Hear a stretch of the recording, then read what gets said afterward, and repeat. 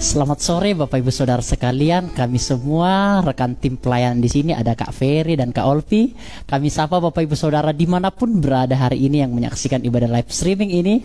Shalom Bapak Ibu Saudara, shalom. Salam damai sejahtera dari Kristus Yesus. Kiranya penyertaan Tuhan, perlindungan Tuhan, kasih karunia Tuhan, damai sejahtera yang daripada Tuhan selalu melimpah di dalam kehidupan Bapak Ibu Saudara sekalian. Dan kiranya juga kesehatan, pekerjaan dan keluarga Bapak Ibu Saudara selalu diberkati dan disertai oleh Tuhan. Nah, mari Bapak Ibu Saudara sekalian, kita akan melanjutkan ibadah PA kita. Kita akan masuk di dalam hadirat Tuhan. Kita akan meluangkan waktu kepada Tuhan untuk kita beribadah, karena Tuhan sudah memberikan kita waktu begitu sangat banyak. Kita harus adil kepada Tuhan, dengan cara kita juga harus meluangkan waktu untuk beribadah kepada Tuhan. Mari Bapak Ibu Saudara, kita akan memulaikan ibadah kita dengan mengangkat satu pujian, betapa hatiku berterima kasih.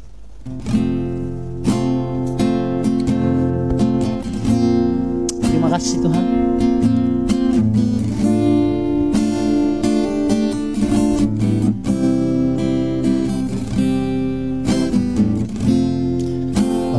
Betapa hatiku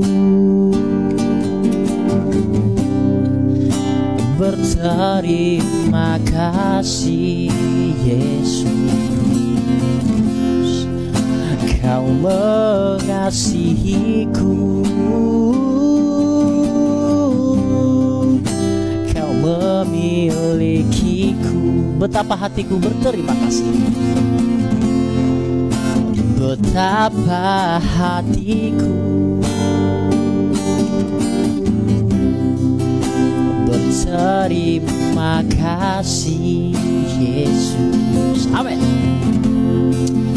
Kau mengasihiku, Kau memilikiku. Hanya ini Tuhan,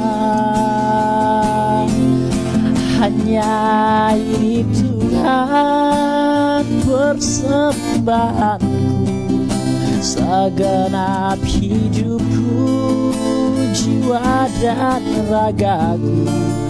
Sebab tak ku miliki harta kekayaan yang cukup berarti untuk ku persembahkan. Hanya ini Tuhan permohonanku, terimalah Tuhan persembahanku. Pakailah hidupku sebagai alatku seumur hidup. Kita akan naikkan pujian ini dari awal. Betapa hatiku berterima kasih. Betapa hatiku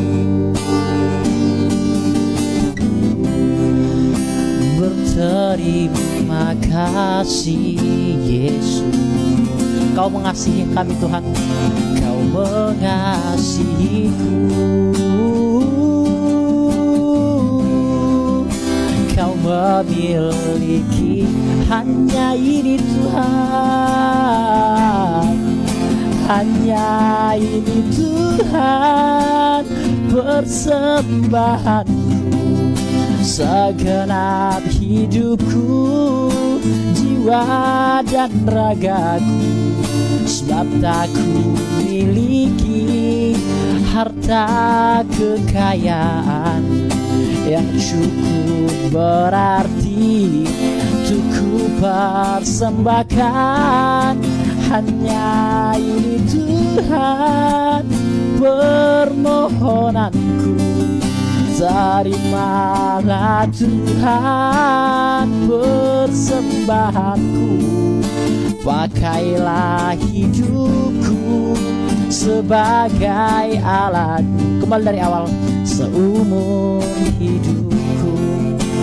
Mari Bapak Ibu Saudara, kita akan masuk dalam hadirat Tuhan. Betapa hatiku berterima kasih Yesus, oh, Kau mengasihiku,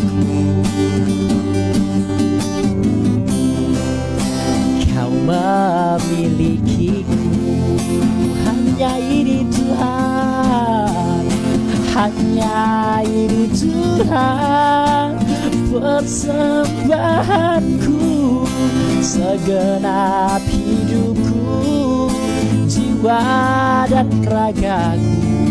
Sebab tak ku miliki harta kekayaan yang cukup berarti untuk ku persembahkan.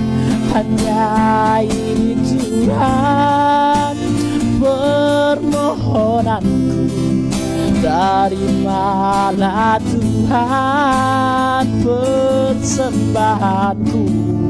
Pakailah hidupku sebagai alat, seumur hidup hanya ini Tuhan, hanya ini Tuhan persembahanku, segenap hidupku, jiwa dan ragaku.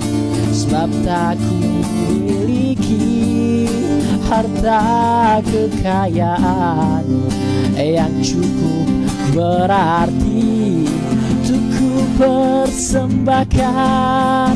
Hanya ini Tuhan permohonanku, terimalah Tuhan persembahanku. Pakailah hidupku sebagai alatmu, seumur hidupku. Pakailah hidupku sebagai alatmu. Pakailah hidupku sebagai alatmu, seumur hidupku. Mari Bapak Ibu Saudara sekalian, kita akan mendengarkan firman Tuhan. Namun sebelumnya kita akan berdoa kepada Tuhan. Bersama dengan saya kita akan berdoa. Bapa di surga, seberapa kami yang menyaksikan ibadah live streaming ini, hati sidang jemaat-Mu yang Tuhan gerakkan untuk menyaksikannya. Alkitab berkata 2-3 orang yang menyaksikan firman Tuhan, yang turut di dalam mendengarkan firman Tuhan, Engkau hadir di sana. Bukan seberapa banyak kami yang mendengarkan firman Tuhan, namun sejatinya seberapa serius kami, seberapa sungguh-sungguh kami, dan seberapa totalitas kami di dalam mendengarkan dan beribadah kepada Tuhan. Berkati sidang jemaat-Mu ya Tuhan, baik yang menyaksikan secara live maupun siaran tunda. Tuhan berkati sidang jemaat-Mu dimanapun berada, agar boleh mendengarkan firman Tuhan ini. Karena kami yakin bersama-sama pembahasan ini, pelajaran ini semakin mendewasakan kami. Karena pembahasan ini bukan seperti firman yang berbentuk susu, yang hanya menyegarkan, yang hanya menghiburkan. Namun firman Tuhan ini sebagai makanan keras bagi kami sebagai orang-orang dewasa, yang dapat memberi pertanggungjawaban iman kepada orang-orang yang datang menyerang prinsip-prinsip Alkitab. Kami juga semakin dewasa, baik dewasa secara rohani maupun secara kognitif. Kami dewasa di hadapan Tuhan. Terima kasih Bapa di surga, firman Tuhan yang akan kami bahas bersama-sama akan semakin meneguhkan kami dan meyakinkan kami bahwa kami merupakan orang-orang yang sudah diselamatkan, dan jaminan keselamatan itu tidak bisa diganggu gugat oleh siapapun termasuk iblis. Terima kasih Bapa di surga, kami akan mulai pembahasan kami dalam nama Yesus, puji Tuhan. Amin. Bapak Ibu Saudara sekalian, kita akan melanjutkan ibadah PA kita yang beberapa minggu lalu kita sudah jalani. Bapak Ibu Saudara, kita sudah belajar banyak hal tentang soteriologi atau ilmu yang mempelajari tentang keselamatan atau doktrin tentang keselamatan. Minggu lalu kita sudah belajar Bapak Ibu Saudara proses keselamatan yang disampaikan oleh Kak Olpi. Kita sudah belajar bersama-sama bahwa keselamatan itu jelas adalah inisiatif daripada Allah. Bukan hanya inisiatif daripada Allah, tapi pekerjaan Allah. Keselamatan yang Tuhan berikan kepada kita, tidak ada sedikit pun andil kita di sana Bapak Ibu Saudara sekalian. Sedikit pun andil untuk kita diselamatkan oleh Tuhan itu tidak. Karena Alkitab berkata engkau diselamatkan itu karena iman. Itu bukan hasil usahamu, namun pemberian Allah. Jangan ada orang yang memegahkan diri. Jadi keselamatan merupakan inisiatif dan pemberian Allah cuma-cuma kepada manusia. Namun harus diingat Bapak Ibu Saudara, ketika kita sudah diselamatkan, kita tentunya bukan menjadi orang yang pasif, tapi menjadi orang yang aktif.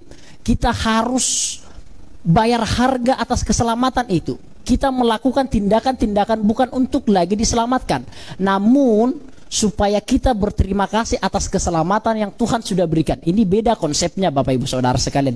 Jadi kita melakukan sesuatu, baik itu pekerjaan baik itu beribadah, baik itu melayani Tuhan, itu bukan supaya kita lagi diselamatkan. No, karena kita memang sudah diselamatkan.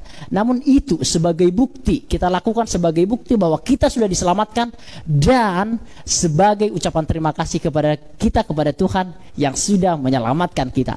Nah, Bapak Ibu Saudara sekalian, kita akan bahas satu topik saja hari ini berkaitan tentang soteriologi atau ilmu yang mempelajari tentang keselamatan, yaitu namun sebelumnya kita akan bahas 2 ayat saja. Kita akan membaca 2 ayat saja pembahasan kita sore hari ini Bapak Ibu Saudara, hanya 2 ayat saja di dalam Roma pasal yang ke-8 ayat yang ke-29 sampai 30. Bapak Ibu bisa mempersiapkan Alkitabnya atau bisa lihat slide yang saya sediakan. Saya akan bacakan bagi Bapak Ibu Saudara sekalian.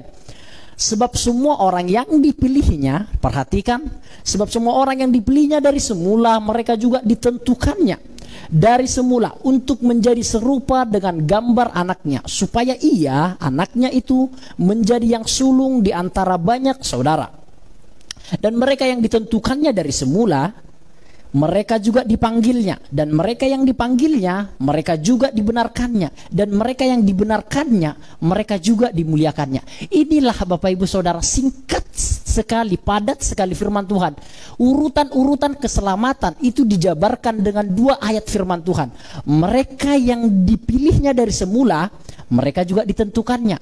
Mereka yang ditentukannya, mereka juga akan dipanggilnya. Mereka yang dipanggilnya, mereka juga akan dibenarkan. Dan mereka yang dibenarkan, mereka juga akan dipermuliakan. Jadi inilah Bapak Ibu Saudara, urutan-urutan sederhana dari tentang keselamatan. Urutan-urutan tentang keselamatan Bapak Ibu Saudara yang kita miliki. Pertama kita dipilih, terus kita ditentukan, setelah itu kita dibenarkan, setelah itu kita dipanggil, setelah itu kita dipermuliakan Bapak Ibu Saudara sekalian. Kita akan bahas runtutan-runtutan atau struktur-struktur tentang keselamatan Bapak Ibu Saudara. Urutan-urutan tentang keselamatan.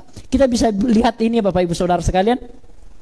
Ini adalah hasil daripada pemikiran bapak-bapak gereja kita atau para penafsir Alkitab yang konservatif, yang sangat baik, yang sangat terbukti akurat, yang sangat dipandang, yang sangat diakui Bapak Ibu Saudara. Kita tidak bisa mengabaikan bapak-bapak gereja kita yang sudah berusaha menggali firman Tuhan secara sungguh-sungguh, secara kekuatan, secara hikmat yang sungguh-sungguh. Jadi ini adalah pemikiran-pemikiran bapak gereja kita yang diturunkan kepada kita Bapak Ibu Saudara sekalian. Namanya adalah Ordo Salutis, atau bahasa Indonesianya adalah urutan-urutan keselamatan. Yang pertama adalah pilihan, yang kedua adalah panggilan, yang ketiga adalah regeneration. Itu bisa seperti lahir baru atau pertobatan. Ada orang yang mengatakan demikian. Ya, conservation juga pertobatan. Justification itu adalah pembenaran, adopsi. Dan juga ada sanctification, itu adalah pengudusan. Dan juga adalah perbuatan-perbuatan baik. Dan juga adalah kemuliaan, atau kita nanti akan dimuliakan. Inilah urutan-urutan sederhana dari keselamatan Bapak Ibu Saudara. Dari kita dipilih atau dipanggil, atau kita dipilih, maksud saya, setelah itu kita dipanggil, setelah itu kita dilahir barukan, setelah itu kita bertobat, setelah itu kita dibenarkan, setelah itu kita diadopsi, setelah itu kita dikuduskan, dan setelah itu kita melakukan perbuatan-perbuatan baik, dan setelah itu kita dimuliakan Bapak Ibu Saudara sekalian. Itu singkat-singkat sederhana urutan-urutan keselamatan, dan kita akan bahas satu persatu Bapak Ibu Saudara sekalian.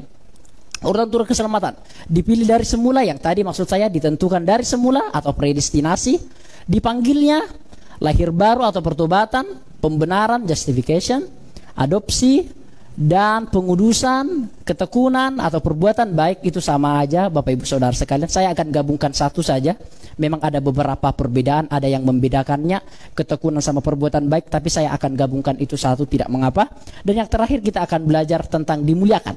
Kita akan bedah secara bersama-sama Bapak Ibu Saudara. Kita akan mulai dari yang pertama, dipilih dari semula atau election. Kita bisa membaca itu dari Efesus pasal yang pertama ayat yang ketiga sampai yang keempat. Saya singkat-singkat saja Bapak Ibu Saudara sekalian. Kita akan masuk dalam poin yang pertama, pemilihan. Dipilih dari semula. Saya akan bacakan dalam Efesus pasal yang pertama ayat yang ketiga dan keempat. Demikian firman Tuhan. Terpujilah Allah dan Bapa kita Tuhan Yesus Kristus. Perhatikan saudara sekalian, yang dalam Kristus Yesus telah mengaruniakan kepada kita segala berkat rohani di dalam surga. Ayat yang keempat, sebab di dalam Dia Allah telah memilih kita sebelum dunia dijadikan, supaya kita kudus dan tak bercacat di dalamnya. Jadi Bapak Ibu Saudara sekalian, ternyata kita umat Tuhan yang sekarang ini percaya kepada Kristus Yesus, sebenarnya sebelum dunia dijadikan, artinya sebelum kita juga diciptakan, artinya di dalam kekekalan, bahkan Tuhan sudah memilih kita untuk menjadi anaknya Bapak Ibu Saudara sekalian. Ayat itu tidak bisa dibantah Bapak Ibu Saudara sekalian, karena ayat itu jelas berkata sebelum dunia dijadikan Allah telah memilih kita supaya kita kudus dan tak bercacat di hadapannya. Jadi Tuhan di dalam kemahatauannya, di dalam kedaulatannya, Dia sudah memilih kita bahkan sebelum kita dilahirkan, bahkan sebelum dunia diciptakan. Dia sudah memilih saya Bapak Ibu Saudara sekalian. Bayangkan, Dia sudah memilih Bapak Ibu Saudara, Dia sudah memilih Kak Olpi, Kak Ferry, dan semuanya jemaat sidang jemaat GPT Lumajang dan Jatirota. Kita sudah dipilih oleh Tuhan untuk menjadi anak-anaknya, untuk menjadi umat pilihannya sebelum kita diciptakan Bapak Ibu Saudara sekalian. Ini sesuatu yang luar biasa bagi saya Bapak Ibu Saudara sekalian. Hal ini, ketika saya membahas hal ini, saya semakin bersyukur kepada Tuhan. Karena hanya prinsip-prinsip yang sedemikian dalam ini hanya ada di dalam kekristenan Bapak Ibu Saudara sekalian. Jikalau Bapak Ibu baca seluruh agama-agama yang ada dalam dunia ini, tidak ada satu pengertian yang begitu sedalam ini. Sebelum dunia dijadikan, di dalam kekekalan Bapak Ibu Saudara, Allah telah memilih kita untuk dijadikan sebagai umatnya Bapak Ibu Saudara sekalian. Itu sesuatu yang luar biasa. Allah adalah pribadi yang secara mutlak dan berdaulat memilih siapa yang akan Dia selamatkan Bapak Ibu Saudara. Jadi saudara sekalian, Allah memilih siapa yang akan diselamatkannya. Kenapa saya dipilih? Saya nggak tahu. Kenapa Kak Olpi, Kak Ferry dipilih? Saya tidak tahu. Itu kedaulatan daripada Tuhan, itu hikmat yang daripada Tuhan. Mengapa ada orang yang tidak dipilih untuk menjadi orang-orang yang percaya, untuk menjadi orang-orang yang diselamatkan? Itu kedaulatan Tuhan. Kita tidak bisa intervensi Bapak Ibu Saudara. Kita tidak bisa mengatakan Tuhan itu tidak adil. Kenapa Dia tidak memilih orang saya untuk diselamatkan, hanya memilih orang ini untuk diselamatkan? Kita tidak bisa berpikir demikian Bapak Ibu Saudara sekalian. Keadilan Tuhan berbeda dengan keadilan kita Bapak Ibu Saudara sekalian. Keadilan Tuhan ini sangat dalam kata-katanya Bapak Ibu Saudara. Keadilan Tuhan itu berdasarkan atau bersandarkan kepada kedaulatannya sendiri. Dia mau memilih atau enggak. Jikalau Dia memilih, itu haknya Tuhan. Jikalau Tuhan tidak mau memilih, itu juga haknya Tuhan. Tidak ada satu orang pun yang bisa protes akan hal itu. Karena itu pemilihan Tuhan berdasarkan kedaulatan, berdasarkan hikmat Tuhan yang luar biasa. Mengapa saya dipilih oleh Tuhan? Apakah saya lebih baik daripada orang lain? Belum tentu. Saya juga banyak kesalahan, saya juga mungkin banyak kekeliruan. Mengapa Bapak Ibu Saudara dipilih oleh Tuhan menjadi anak-anaknya, diselamatkan, dipermuliakan? Apakah Bapak Ibu Saudara lebih hebat atau lebih baik, lebih sungguh-sungguh dibandingkan orang di luar sana yang belum percaya Kristus? Enggak juga. Namun kenapa Tuhan memilih kita? Itu berdasarkan hikmatnya Tuhan Bapak Ibu Saudara sekalian. Tidak ada satu orang pun yang bisa intervensi. Mungkin kita berkata itu tidak adil, Daud, itu tidak adil bro. Yang adil itu Pak, yang adil itu Bu, kita semua dibinasakan. Itu yang adil. Yes kan, kita semua berdosa, kita semua kehilangan kemuliaan Allah, kita semua tidak ada yang mencari Allah. Yang adil itu harusnya kita semua dibinasakan. Kita tidak bisa mengatakan Tuhan itu tidak adil karena tidak memilih orang sana, tidak memilih orang situ. No. Keadilan Tuhan itu berdasarkan kehendaknya sendiri, kedaulatannya sendiri. Ini kata-kata yang sangat dalam Bapak Ibu Saudara sekalian. Mungkin 2-3 tahun Bapak Ibu akan bisa memahami secara penuh, tidak mengapa. Namun pemilihan Tuhan terhadap orang-orang yang percaya sebelum dunia dijadikan itu berdasarkan kedaulatan Allah dan hikmat Allah yang tak tertandingi. Tidak ada satu orang pun yang bisa mengintervensinya. Tidak ada satu orang pun yang bisa mengganggu guatnya. Tidak ada satu orang pun yang bisa berkata Tuhan itu tidak adil. Tuhan itu melakukan segala sesuatu bukan diperintah oleh siapapun. Dia melakukan segala sesuatu atas kedaulatan daripada dirinya sendiri Bapak Ibu Saudara sekalian. Jadi bersyukurlah kita sudah dipilih sebelum dunia dunia dijadikan, sebelum alam semesta dijadikan, sebelum kita dilahirkan, Tuhan sudah memilih kita untuk diselamatkan, Bapak Ibu Saudara sekalian. Agustinus, Bapak Gereja atau seorang uskup di Roma pada saat hari itu, pada tahun 354 sampai 430 atau kira-kira abad ke-5 Masehi, Bapak Ibu Saudara, zaman-zaman Roma Katolik pada saat hari itu, menegaskan bahwa jikalau orang bisa menerima Injil, itu bukanlah karena kehendak bebas dia untuk memilih, tetapi karena kedaulatan Allah dan anugerah Allah yang sudah berkehendak untuk menyelamatkannya. Kira-kira seperti ini, Bapak Ibu Saudara sekalian. Mengapa kita bisa percaya kepada Yesus Kristus sebagai Tuhan dan Juru Selamat? Ketika saya merenungkan ini, saya nggak tahu kenapa saya bisa percaya kepada Kristus sebagai Tuhan dan Juru Selamatku. Saya ingat pertama kali saya lahir baru mungkin. Itu ketika saya mungkin kelas 5 SD atau kelas 4 SD atau kelas 3 SD. Saya masih ingat itu. Ketika itu di sebuah desa yang sangat kecil, tiba-tiba saya tidak mengerti apa yang disampaikan oleh Pak Pendeta itu. Namun tiba-tiba saya nangis begitu saja. Saya nggak ngerti disampaikan apa. Namun tiba-tiba saya nangis, nggak karu-karuan saya nangis. Sampai setengah jam saya nangis. Padahal saya masih anak-anak pada saat hari itu, Bapak Ibu Saudara sekalian. Saya belum mengerti mengapa saya seperti itu dulunya. Saya nggak mengerti. Namun sekarang saya mengerti bahwa itulah saya dilahirbarukan pada saat hari itu. Pada waktu itulah saya bisa percaya kepada Yesus Kristus sebagai Tuhan dan Juru Selamatku. Jadi sebenarnya saya nggak mengerti kenapa saya bisa percaya. Jadi itulah yang dikatakan oleh Agustinus. Sebenarnya ketika kita menerima Injil itu, tentang berita tentang keselamatan itu, sebenarnya itu bukan pilihan kita untuk menerima itu, enggak. Namun karena Tuhan yang memampukan kita untuk menerima Kristus sebagai Tuhan dan Juru Selamat kita, Bapak Ibu Saudara sekalian. Kira-kira dapat memahami, Bapak Ibu ya. Jadi ketika kita memilih untuk percaya Tuhan, ketika kita bisa percaya kepada Tuhan, itu bukan karena kehendak bebas kita untuk memilih percaya, enggak. Namun karena Tuhanlah yang memampukan kita untuk percaya. Sebenarnya kita tidak tahu mengapa kita harus percaya awalnya. Namun sekarang kita bisa mengerti. Selama kita belajar, sembari kita belajar, kita bisa mengerti. Karena itulah mengapa Tuhan memang sudah memilih kita sebelum dunia dijadikan, sebelum kita diciptakan. Karena Tuhan sudah memilih kita sebelum dunia dijadikan, sehingga kita memang menerima Injil itu. Kita bisa menerima Yesus Kristus sebagai Tuhan dan Juru Selamat itu. Bukan karena pilihan kita, saudara sekalian. No. Ada banyak orang-orang yang beragama bukan Kristen pada awalnya, namun dengan cara yang luar biasa. Saya apresiasi melihat orang-orang yang seperti itu. Misalnya contoh Muslim, Katolik, Konghucu, bisa-bisa dengan cara yang luar biasa, dengan cara yang tak ternilai, dengan cara yang tak terpikirkan, mereka bisa menerima Tuhan Yesus sebagai Tuhan dan Juru Selamatnya dengan cara yang luar biasa. Dan kenapa demikian? Karena memang semua jalan itu, semua sejarah itu memang sudah direncanakan oleh Tuhan. Mengapa direncanakan? Karena memang kita sudah dipilih sejak semulanya.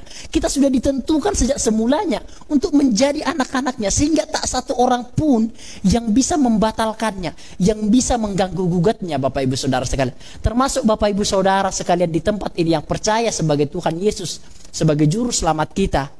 Itu semua karena kita sudah dipilih oleh Tuhan sejak semula.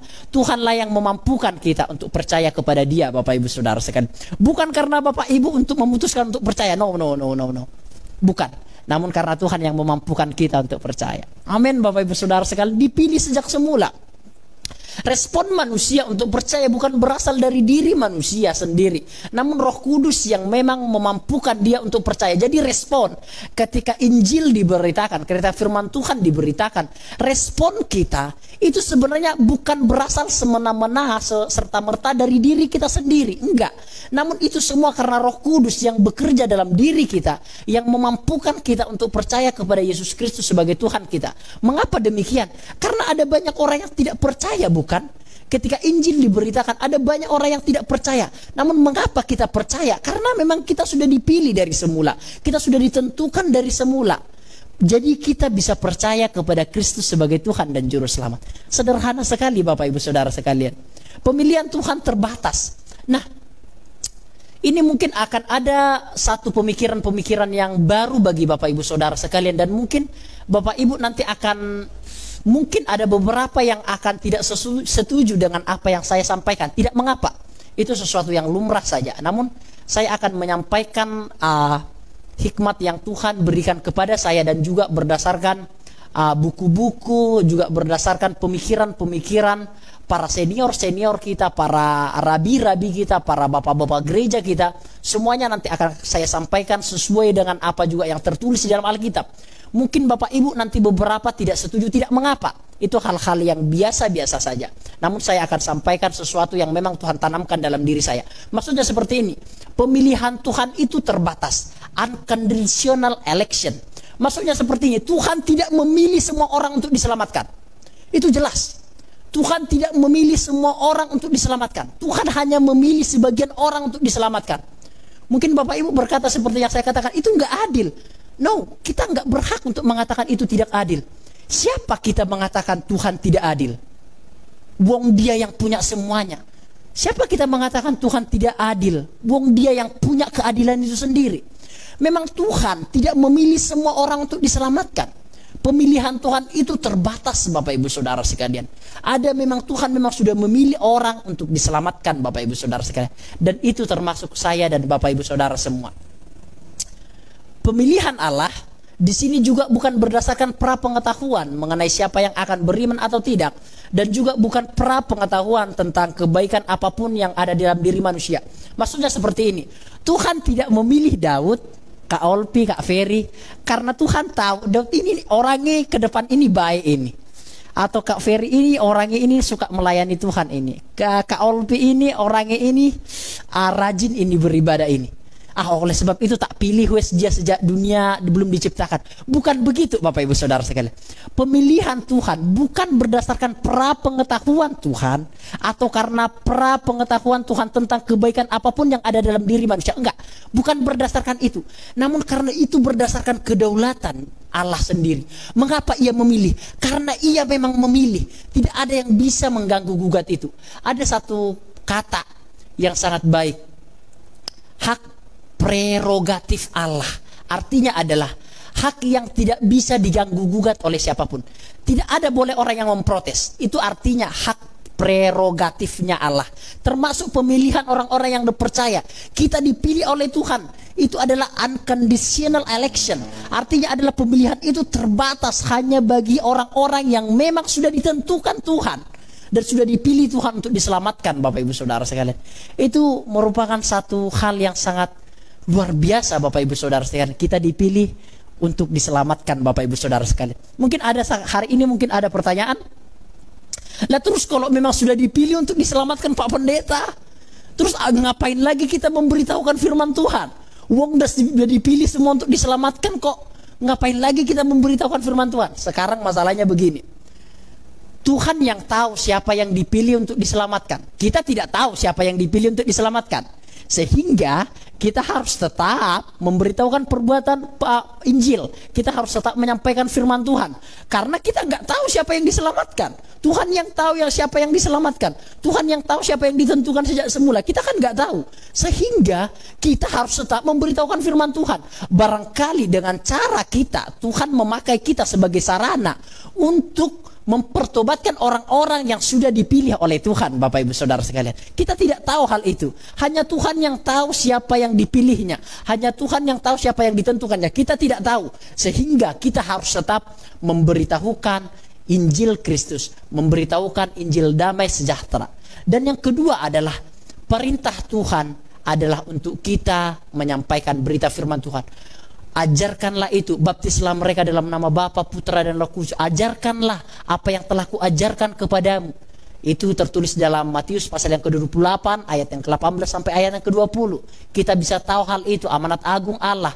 Itu adalah perintah Allah untuk manusia untuk lakukan. Jadi kita harus melakukannya apapun perintah firman Tuhan, Bapak Ibu Saudara sekalian. Memang sudah dipilih semuanya untuk diselamatkan, sudah ditentukan semuanya untuk diselamatkan, yes. Namun kita tidak tahu siapa yang sudah dipilih, siapa yang sudah diselamatkan. Hanya Tuhan yang tahu. Perbuatan kita atau tindakan kita tetap harus menyampaikan firman Tuhan. Karena Tuhan seringkali memakai kita sebagai sarana untuk mempertobatkan orang-orang yang sudah dipilih Tuhan sejak semula, Bapak Ibu Saudara sekalian. Amin, Bapak Ibu Saudara ya. Nah, ditentukan, dipilih sejak semula. Nah, ditentukan juga semula. Ini menarik. Sudah dipilih sejak semula. namun ditentukan juga sejak semula. Saya tidak mengada-ngada Bapak Ibu Saudara sekalian. Kita tadi sudah lihat dari Roma pasal yang ke-8 tadi, ayat yang ke-23 dan seterusnya. Dia yang dipilihnya sejak semula, juga ditentukannya sejak semula. Mereka yang ditentukannya sejak semula dibenarkannya juga. Setelah dibenarkannya, dia juga akan dipermuliakannya Bapak Ibu Saudara sekalian. Jadi ada step-step, ada urutan-urutan. Itu bukan berdasarkan apa yang saya gali sendiri, no. Namun itu adalah perkataan Alkitab itu sendiri. Jadi mereka dipilihnya sejak semula, ditentukannya juga sejak semula Bapak Ibu Saudara. Allah yang menentukan. Ini saya pakai kata tanda petik ya, takdir. Karena ini mungkin kata yang paling cocok. Tuhan telah menentukan takdir kekal terhadap orang-orang yang saya tulis untuk mendapatkan keselamatan oleh kasih karunia, sementara sisanya akan menerima penghukuman kekal atas semua dosa mereka. Maksudnya seperti ini, Tuhan sudah menentukan sejak semula orang-orang yang akan diselamatkan. Namun Tuhan tidak menentukan orang-orang yang akan binasa. Harus digarisbawahi Bapak Ibu Saudara sekalian. Tuhan menentukan orang-orang yang diselamatkan, yes. Memilih orang-orang yang diselamatkan sejak semula, yes. Namun Tuhan tidak menentukan, tidak memilih orang-orang yang akan dibinasakan, enggak. Sisa daripada orang-orang yang ditentukan untuk diselamatkan, merekalah yang akan binasa Bapak Ibu Saudara sekalian. Itu bukan ditentukan oleh Tuhan Bapak Ibu Saudara sekalian. Mereka yang memilih untuk itu. Dan memang Tuhan sudah memilih orang-orang untuk diselamatkan. Namun Tuhan tidak memilih orang-orang untuk dibinasakan. No, Tuhan tidak memilih demikian. Sisa daripada orang-orang yang diselamatkan itu, mereka mungkin adalah orang-orang yang akan dibinasakan. Siapa itu? Tidak tahu. Yang penting Alkitab berkata kepada kita, tetap kita akan sampaikan firman Tuhan.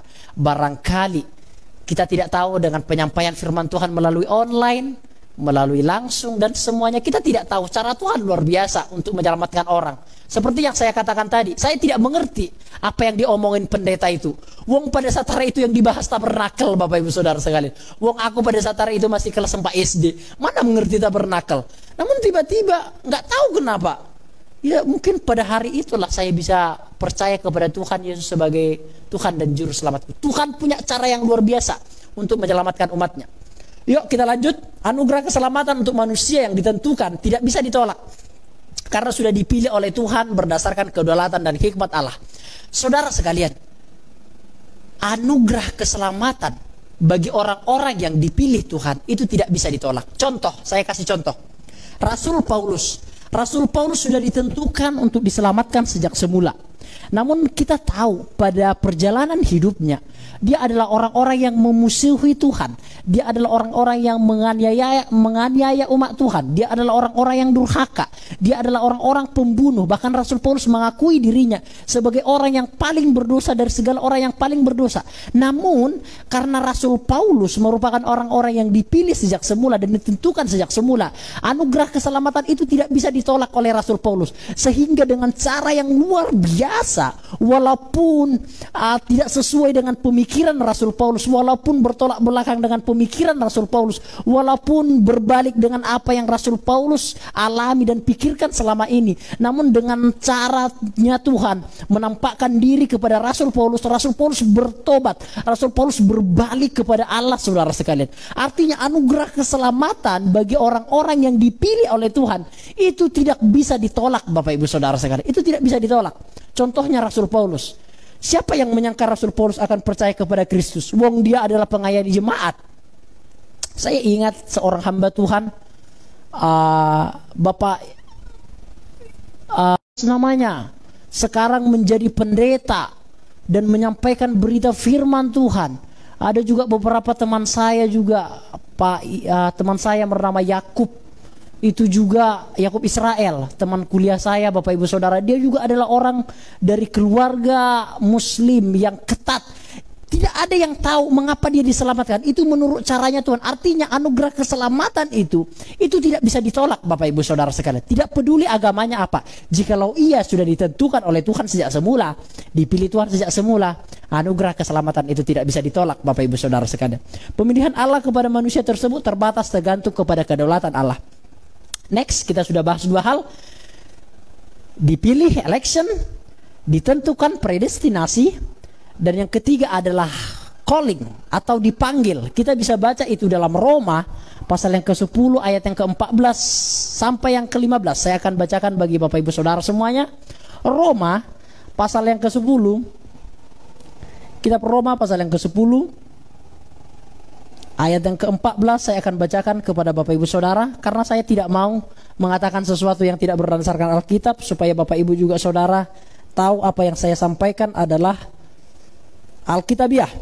Ayat yang ke-14 demikian firman Tuhan, aku tahu dan aku yakin dalam Tuhan Yesus bahwa tidak ada sesuatu yang najis dari dirinya sendiri. Oh, maafkan saya, Roma pasal yang ke-10.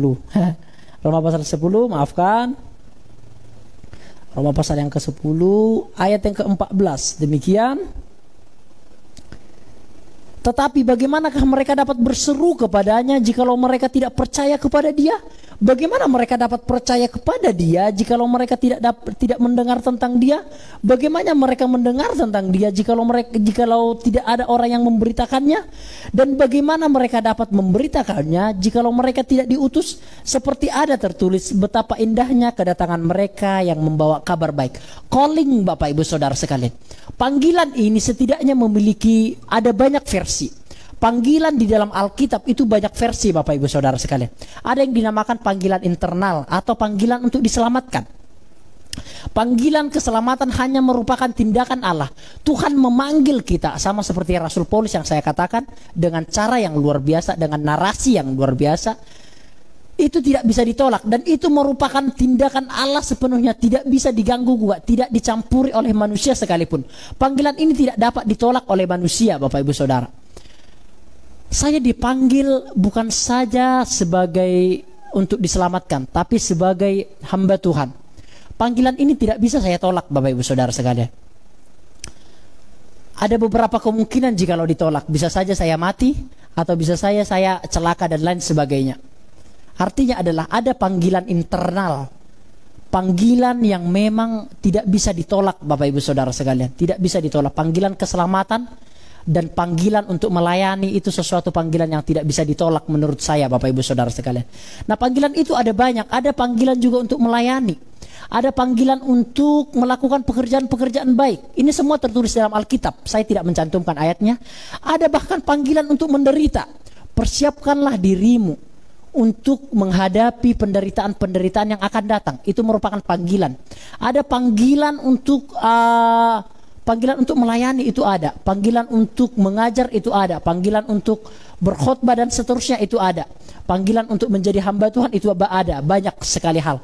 Nah, panggilan internal atau panggilan tentang keselamatan ini tidak bisa ditolak, Bapak Ibu Saudara sekalian. Ini tidak bisa ditolak. Namun ironisnya panggilan internal, eksternal maksud saya, panggilan untuk melayani, itu biasanya sering kita tolak, Bapak Ibu Saudara sekalian. Panggilan untuk mengabarkan berita Injil itu sering ditolak. Bukankah Matius pasal yang ke-28 ayat yang ke-18 sampai ayat yang ke-20? Beritahukanlah firman Tuhan, beritahukanlah apa yang telah kuajarkan kepadamu, baptislah mereka dalam nama Bapa, Putra dan Roh Kudus, dan ajarkanlah mereka segala sesuatu yang telah kuajarkan kepadamu dahulu. Bukankah itu merupakan mandat Allah kepada semua manusia? Namun mengapa hanya sebagian orang yang menjalankannya? Berarti ada panggilan yang bisa ditolak, yaitu panggilan untuk memberitakan Injil damai sejahtera. Bisa ditolak, yes, namun engkau akan berdosa kepada Tuhan selama-lamanya, Bapak Ibu Saudara sekalian. Yes, saya to the point, Bapak Ibu Saudara sekalian. Engkau bisa menolak panggilan untuk memberitakan Injil, bisa. Engkau bisa menolak panggilan untuk melayani, tidak mau melayani Tuhan, padahal Tuhan sudah menggerakkanmu selalu untuk melayani Tuhan dengan hati yang rindu dan sungguh-sungguh. Namun engkau menutup diri, engkau melawan hati nurani itu, engkau mengecilkan Roh Kudus yang sudah bergerak dalam hatimu untuk terus mau melayani, namun engkau tidak mau. Engkau bisa menolaknya, yes, engkau bisa menolaknya. Namun Tuhan akan menuntut pertanggungjawaban kepadamu suatu saat hari nanti, Bapak Ibu Saudara. Saya tegas untuk hal-hal ini. Untuk hal-hal prinsip saya tidak memperhalus-halus perkataan, no. Engkau akan bertanggung jawab kepada Tuhan atas segala apa yang Tuhan tanamkan di dalam diri. Makanya Bapak Ibu Saudara sekalian, bukan untuk disombongkan, no. Makanya saya tidak pernah tidak semangat satu hari pun, no. Saya selalu melakukan apapun, sekuat mampu apapun saya lakukan. Tak pernah saya main-main satu hari pun semenjak saya sebagai hamba Tuhan dipanggil oleh Tuhan. Semenjak studi sampai sekarang, segala sesuatu apa yang bisa saya lakukan, saya selalu lakukan. Karena apa? Karena saya akan mempertanggungjawabkan segala sesuatu yang Tuhan tanamkan di dalam diri saya. Jikalau Tuhan menggerakkan saya untuk melakukan sesuatu, namun saya tidak mau dengan bermalas-malas dan seterusnya, saya akan mempertanggungjawabkan itu suatu saat, Bapak Ibu Saudara sekalian. Demikian Bapak Ibu Saudara sekalian, kita seharusnya tidak boleh menolak panggilan eksternal maupun internal itu, Bapak Ibu Saudara sekalian, yaitu untuk melayani, untuk melakukan pekerjaan, untuk melakukan perbuatan-perbuatan baik. Itu juga merupakan panggilan. Itu sejatinya bukanlah kita tolak, Bapak Ibu Saudara sekalian, namun kita terima, Bapak Ibu Saudara sekalian. Panggilan, kita sudah selesaikan panggilan. Kita masuk dalam poin yang keempat, lahir baru. Nah, lahir baru, kapankah kita dilahir barukan? Apakah perbedaan lahir baru dengan pertobatan? Ini kan sesuatu yang harus kita pecahkan bersama-sama. Di dalam Yohanes pasal yang ketiga, ayat yang ketiga dan yang kelima dikatakan bahwa jikalau engkau tidak dilahir barukan, kata Yesus kepada Nikodemus, maka engkau tidak akan bisa mencapai kerajaan surga. Maka engkau tidak akan mendapatkan kerajaan surga. Maka setiap orang yang tidak dilahirkan dari air dan roh, dia tidak layak dalam kerajaan surga. Maka daripada itu, apakah yang dimaksudkan lahir baru? Kapan kita lahir baru? Apakah lahir baru itu sekali untuk selama-lamanya? Kan ini kan sesuatu yang harus kita bahas bersama-sama. Nah, Bapak Ibu Saudara, lahir baru merupakan pengertiannya adalah mengubah keadaan manusia dari keadaan mati rohani menjadi hidup secara rohani. Jadi lahir baru itu sepenuhnya adalah perbuatan Allah. Tidak ada campur tangan manusia sedikit pun. Saya ulangi, lahir baru, kita bisa lahir baru itu karena perbuatan Allah. Sekali untuk selama-lamanya kita lahir baru.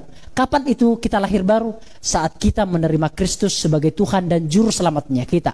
Saat itulah kita lahir baru. Lahir baru itu seperti ini, Bapak Ibu Saudara. Ketika Tuhan mengubah keadaan manusia yang mati rohani menjadi hidup secara rohani. Jadi begini, kitab Efesus berkata, kita dahulu mati atas pelanggaran-pelanggaran kita. Kita hidup di dalamnya. Kita sudah mati secara rohani, Bapak Ibu Saudara sekalian. Jadi kita harus dibangkitkan. Nah, bagaimana cara membangkitkan kita yang sudah mati ini? Yaitu dengan lahir baru. Jadi lahir baru itu artinya adalah mengubah keadaan manusia yang mati rohani menjadi hidup yang secara rohani, Bapak Ibu Saudara sekalian. Kelahiran kembali dari manusia lama kepada manusia baru. Ini sekali untuk selama-lamanya, Bapak Ibu Saudara sekalian. Ini hanya pekerjaan Tuhan. Ini hanya dilakukan oleh Tuhan. Tidak ada campur tangan manusia sedikit pun. Sama seperti kesaksian yang saya bilang itu, Bapak Ibu Saudara. Saya tidak tahu mengapa pada saat hari itu saya bisa percaya Tuhan dan bisa hari itu mulai mengenal Tuhan. Hari itu mungkin bisa jauh lebih baik pada saat hari itu, walaupun mungkin beberapa tahun terhilang dan seterusnya. Itu hal-hal yang biasa menurut saya. Namun saya tahu pada saat hari itulah saya dilahir barukan, Bapak Ibu Saudara sekalian. Jadi kelahiran baru adalah ketika Tuhan mengubah keadaan manusia rohani kita yang mati menjadi manusia rohani yang hidup, Bapak Ibu Saudara sekalian. Lahir baru ditandai dengan pertobatan. Nah, ini lahir baru tadi yang saya maksud adalah ketika Tuhan mengubah keadaan mati rohani menjadi hidup secara rohani. Nah, namun kita hanya mengetahui tandanya. Kita tidak tahu apakah saya lahir baru, apakah orang-orang lahir baru, apakah sidang jemaat lahir baru. Saya tidak tahu. Namun tandanya saya tahu, kira-kira begitu, ciri-cirinya begitu, Bapak Ibu Saudara sekalian.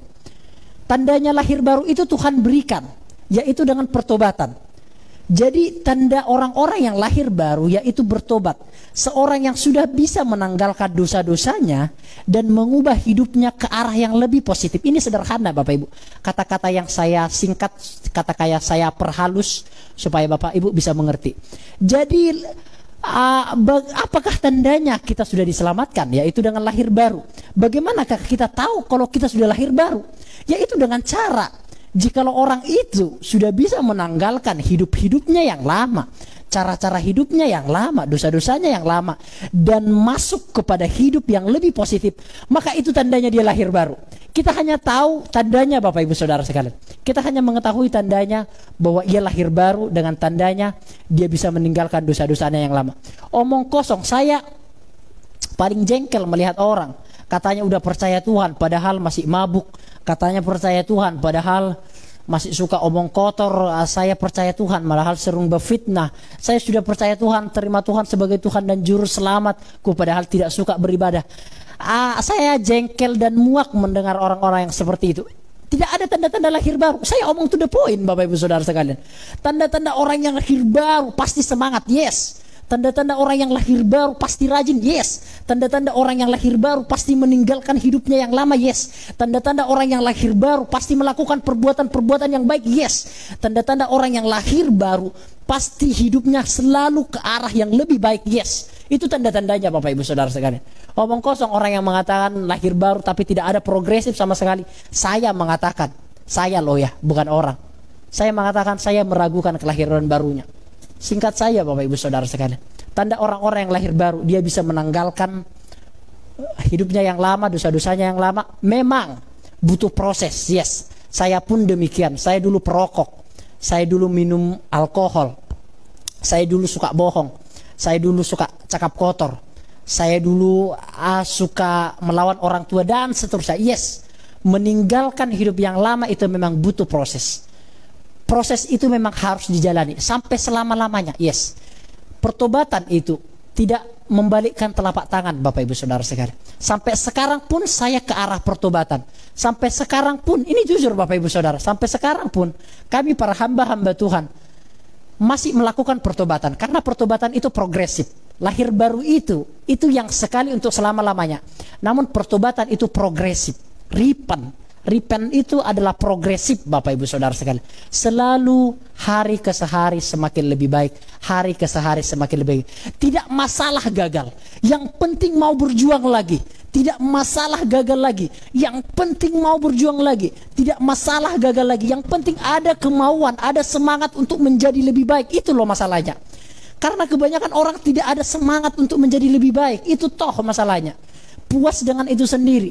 Boleh gagal, yes. Saya pun gagal banyakan. Saya pun banyak kesalahan. Namun tetap ada semangat, tetap ada keinginan untuk semakin lebih baik, semakin lebih baik, semakin lebih rajin, semakin lebih sungguh-sungguh, dan seterusnya. Itu tidak boleh pudar Bapak Ibu Saudara sekalian. Karena itulah tanda-tandanya lahir baru. Next, kita akan selesaikan pembenaran. Kita sudah belajar tadi lahir baru, kita sudah belajar dipilih, kita sudah belajar ditentukan, kita sudah belajar dipanggil, kita sudah belajar tadi belajar tadi pertobatan lahir baru. Sekarang kita masuk kepada pembenaran. Ini urutan-urutannya Bapak Ibu Saudara sekalian. Kita akan masuk kepada pembenaran. Justification adalah tindakan Allah yang mengampuni kita dan membenarkan kita, namun tidak mengubah kita. Nah, ini penting. Pembenaran itu tidak mengubah karakter, namun pembenaran itu mengubah status. Saya ulangi, sama-sama katakan dengan saya. Ini kata-kata yang dalam. Pembenaran Allah itu tidak mengubah karakter kita, tapi mengubah status kita. Tuhan membenarkan status kita yang dulunya milik iblis, sekarang dibenarkan menjadi milik Tuhan. Status kita dibenarkan, yang dulunya pendosa, yang dulunya durhaka, yang dulunya menghujat Tuhan, sekarang menjadi anak-anak Tuhan. Dibenarkan, disahkan, dilegalkan, dibayar lunas. Tapi ingat, pembenaran, justification, itu bukan mengubah karakter kita, namun pembenaran mengubah status kita. Karakter kita yang mengubah Bapak Ibu Saudara. Seperti yang Bapak Gembala selalu katakan, jangan pikir Tuhan akan mengubah karaktermu jikalau kamu nggak mau diubah. Yes, pembaharuan karakter atau perubahan karakter itu tergantung diri kita Bapak Ibu Saudara. Saya percaya itu. Tuhan tidak bisa melangkahi kehendak bebas yang ada di dalam diri kita Bapak Ibu Saudara sekalian. Tuhan sangat menghargai kehendak bebas yang ada dalam diri kita. Jikalau kita tidak mau untuk berubah, maka kita tidak akan berubah. Karena perubahan karakter itu adalah keputusan daripada kita. Itu adalah pilihan daripada kita. Tuhan, justification, pembenaran yang daripada Tuhan, itu hanya mengubah status, bukan mengubah karakter Bapak Ibu Saudara sekalian. Tuhan memang berusaha mengubah karakter kita dengan cara penyampaian firman Tuhan, dengan cara membaca Alkitab, ada firman Tuhan yang kita baca. Namun jikalau kita memilih untuk tidak mau berubah atas penyampaian firman Tuhan, itu pilihan kita.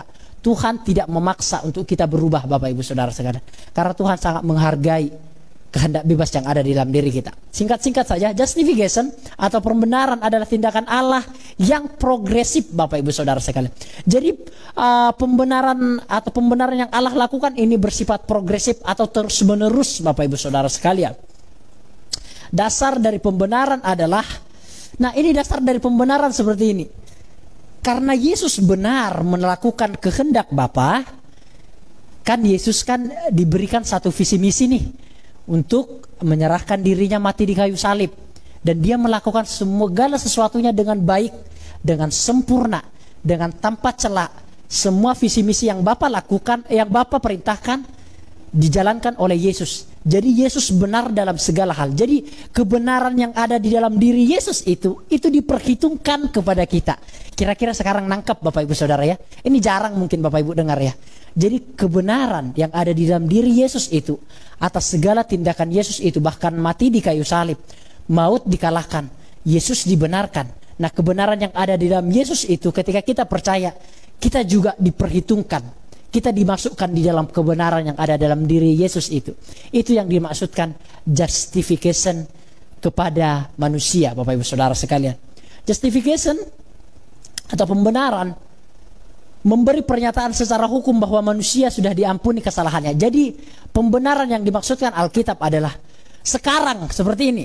Sekarang Daud ini sudah miliknya Tuhan.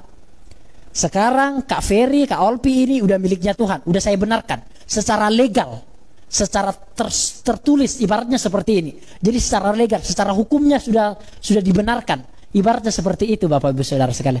Demikian kita, Bapak Ibu. Sebenarnya kita sudah dibenarkan secara status oleh Tuhan.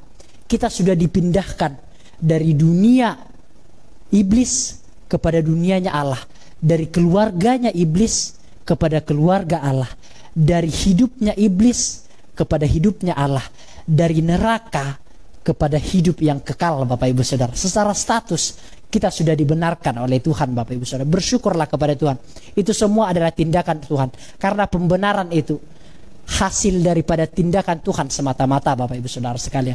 Oke, ini 3 poin terakhir, Bapak Ibu Saudara sekalian.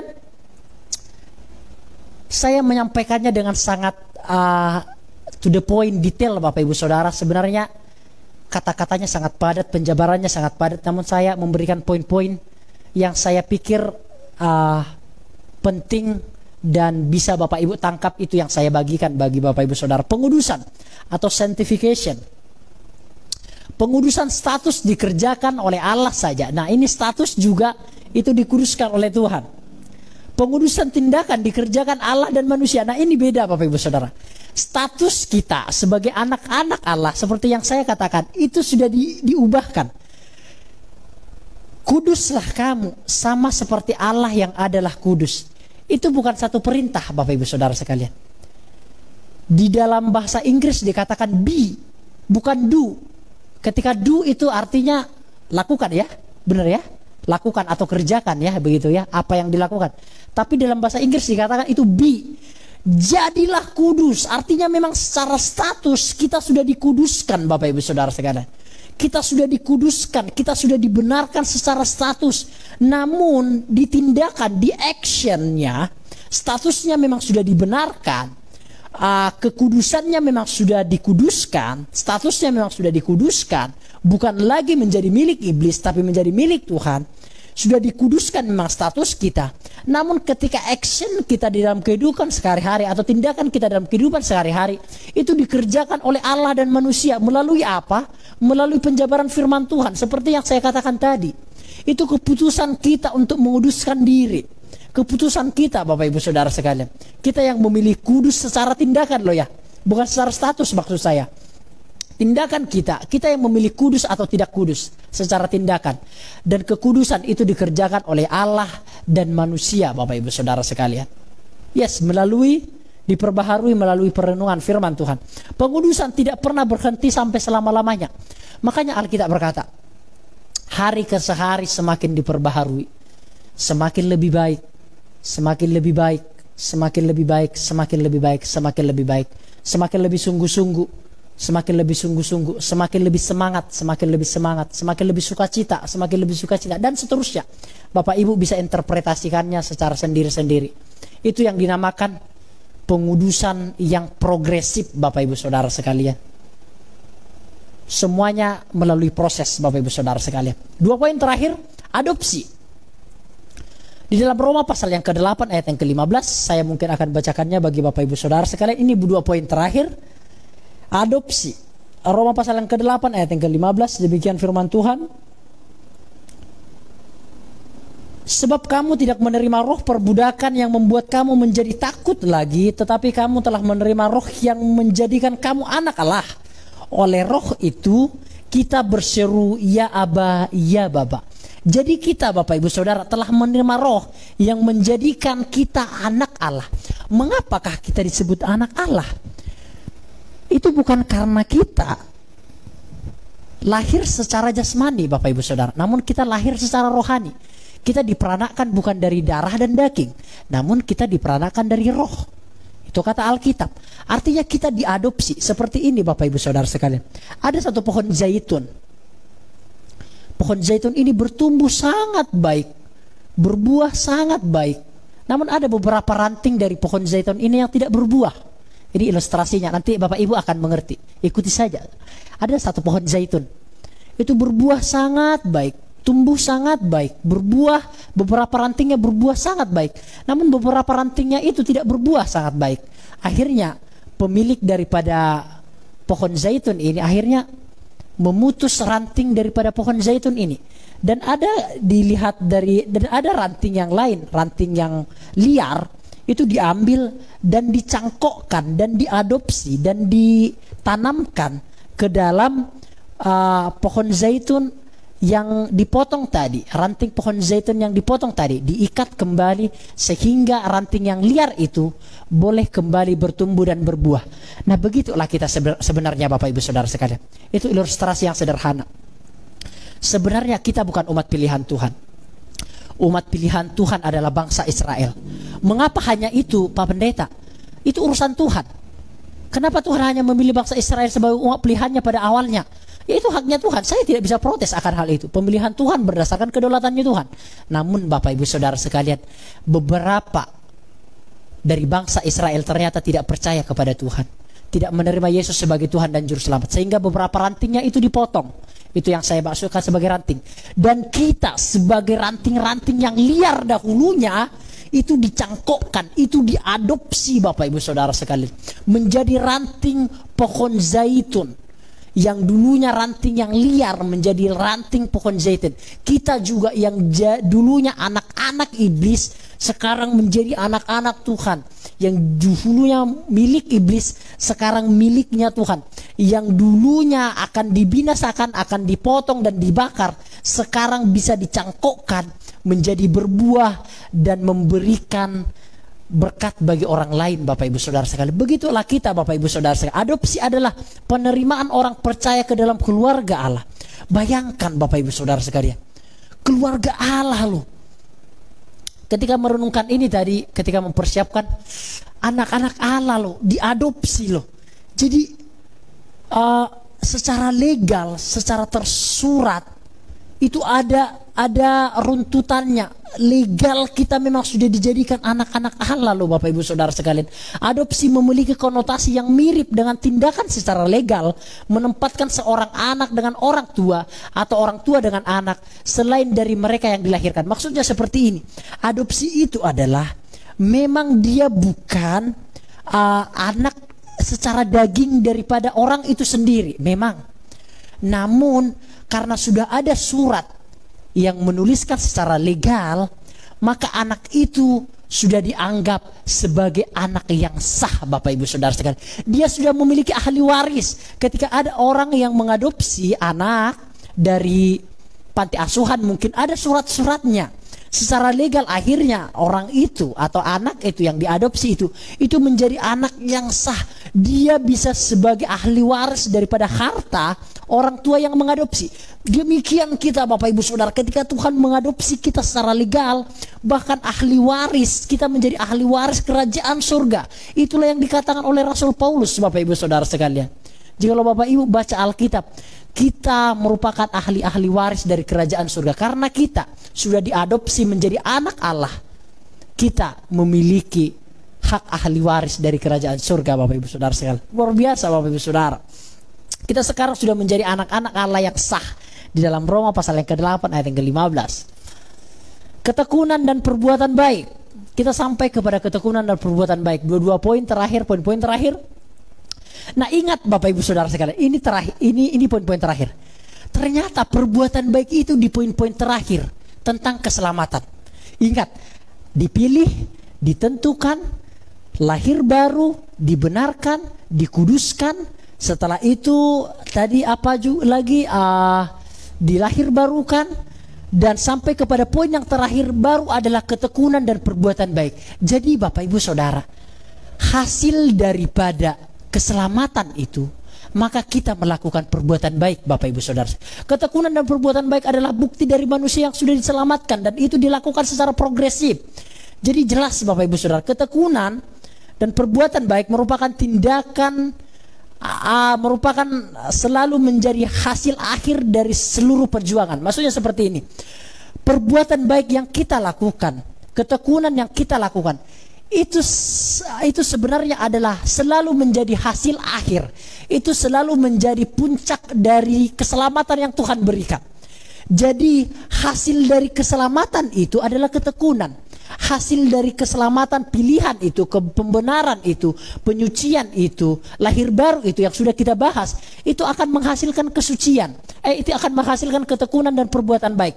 Hasil daripada dipilih, ditentukan, dipanggil, yang tadi itu dibenarkan, disucikan, dan semuanya, hasilnya adalah ketekunan. Hasilnya adalah perbuatan-perbuatan baik Bapak Ibu Saudara sekalian. Jadi sekarang kan makin cerdas, ini jarang ini diberitakan kan. Ketekunan dan perbuatan baik bukan dilakukan untuk mendapatkan keselamatan lagi, namun adalah hasil dari keselamatan itu. Nah, ini slide terakhir, dimuliakan.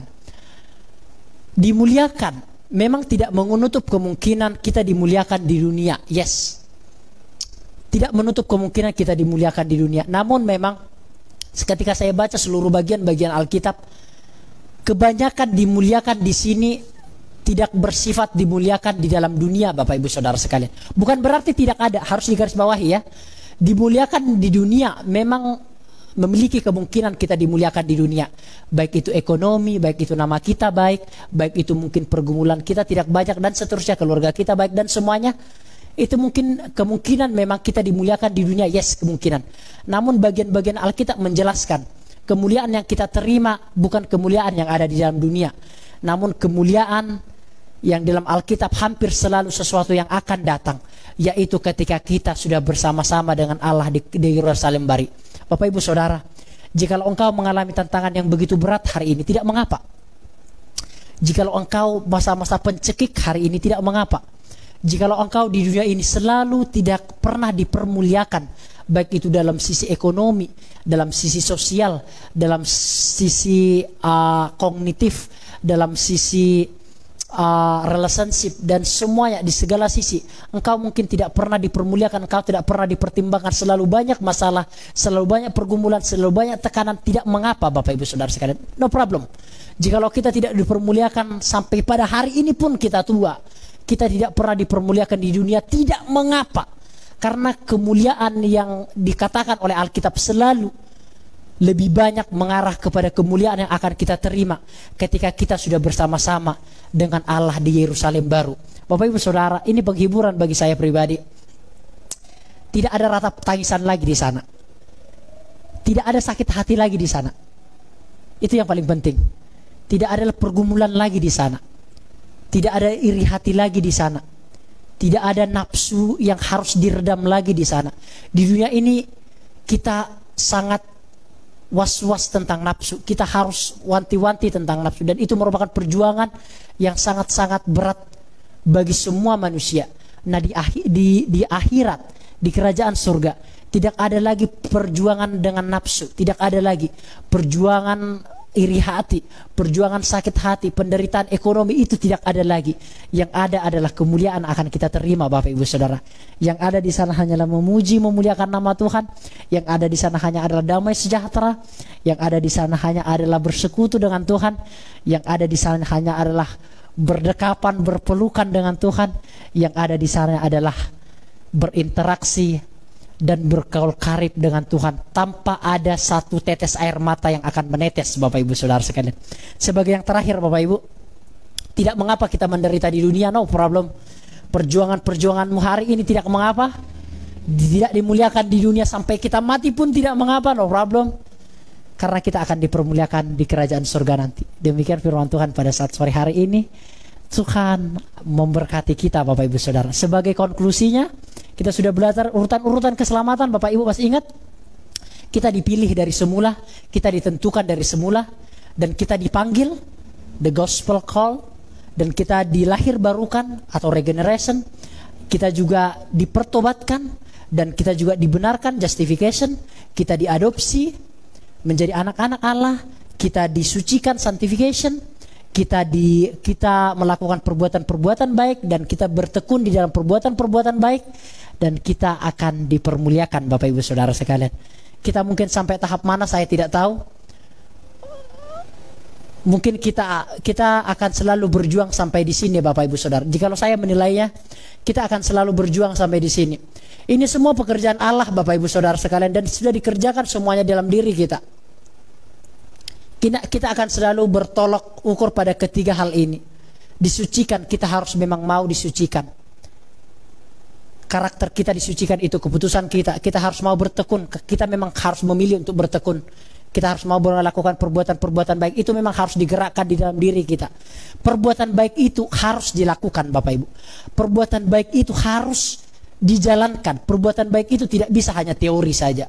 Perbuatan baik itu harus dieksekusi. Secepat-cepatnya harus dieksekusi. Dan mungkin kita belum dipermuliakan, namun suatu saat Tuhan akan mempermuliakan kita. Amin. Demikian firman Tuhan. Kita naikkan satu pujian kembali tadi sebagai penutup daripada akhir ini. Kita nyanyikan satu pujian. Ya, betapa hatiku berterima kasih, sekali saja dari bait sampai ref. Mari Bapak Ibu Saudara.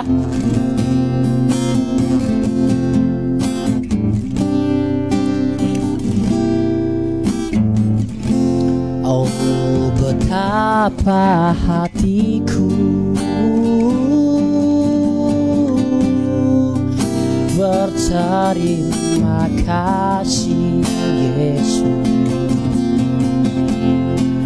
Kau mengasihiku, Kau memilikiku. Hanya ini Tuhan, hanya ini Tuhan, bersembah segenap hidupku, jiwa dan ragaku. Sebab tak memiliki harta kekayaan yang cukup berarti, cukup persembahkan. Hanya ini Tuhan, permohonanku, terimalah Tuhan persembahanku. Pakailah hidupku sebagai alatku seumur hidup. Hanya ini Tuhan, hanya ini Tuhan, hanya ini Tuhan, persembahanku, segenap hidupku, jiwa dan ragaku. Sebab tak memiliki harta kekayaan yang cukup berarti, persembahkan. Hanya ini Tuhan permohonanku. Terimalah Tuhan persembahanku.